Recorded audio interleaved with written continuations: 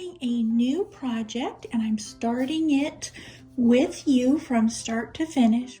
What I have here already started is the base or the shell of the house, and it is made of wood, basically wood boxes to put together. And then I took paper mache, which I used a combination of tissue paper and packing paper, along with flour and water to get that tree bark texture here. And here are some examples of some fairy cottages and fairy tree houses that I've completed in the past. These are the exteriors of those. This one is going to be more like a diorama.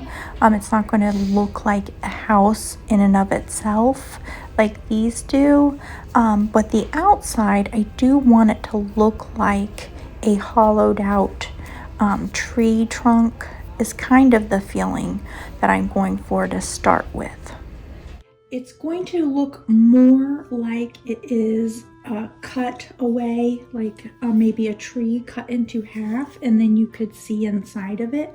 But I'm not working on that part yet. That will be at the very end. I'm going to be covering it with branches and leaves.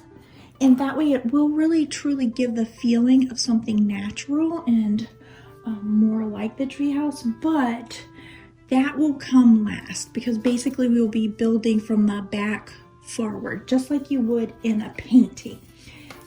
So all of the really fun, well, the whole thing's fun to me, but the fun part of making this look how I want it, that's not going to happen until the end stages. So you're really going to have to use your imagination on this because it kind of just looks like boxes stacked on one another right now.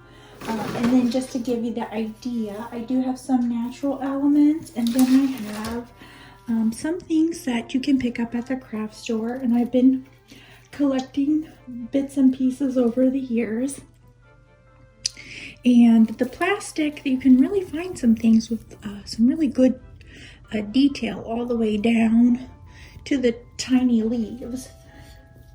And the plastic and the fake plants are a lot better to work with than the natural dried things because those tend to get bumped, and after a while they start to fall away. Just to give you a little idea, I have some more fake greenery back here. So I just brought that up to kind of give you the idea that this will be looking more than stacked boxes. It will, and so I do have an idea of what the rooms, what I'd like them to be, and so I'll go from there.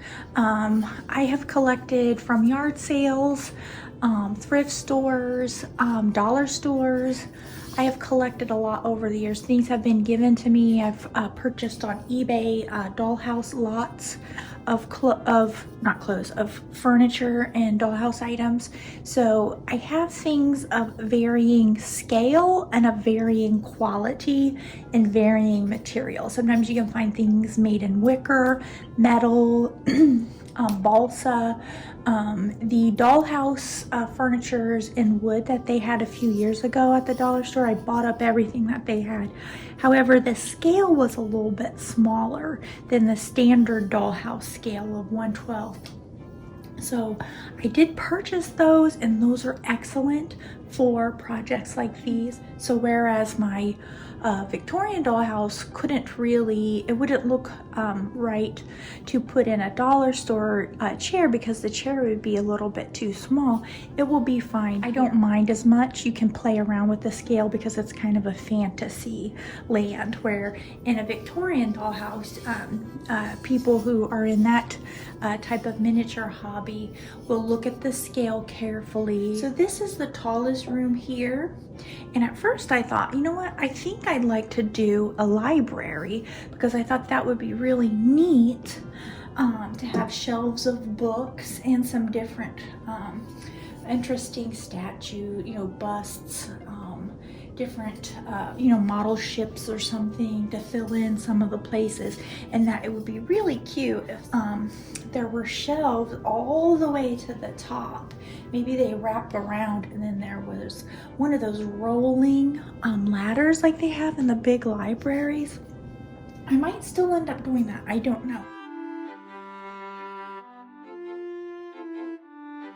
But I thought also, because it's the tallest room, wouldn't it be cute if there were, instead of bunk beds, there was like a triple decker bed. that would be really cute in there.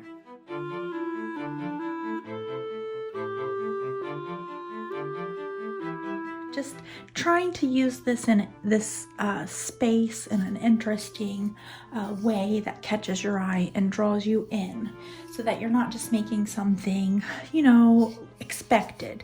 I kind of want something unexpected.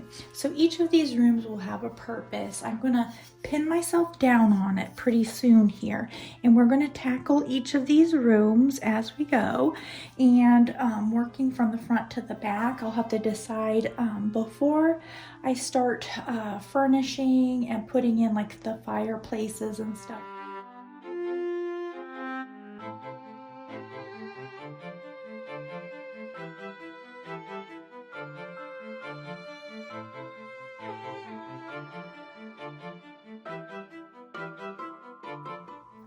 Where and if I want a window in the room. Once I get the main elements for each room and I get a room going, I might come across something that I want to work on for this room. So we'll probably, no doubt, bounce around.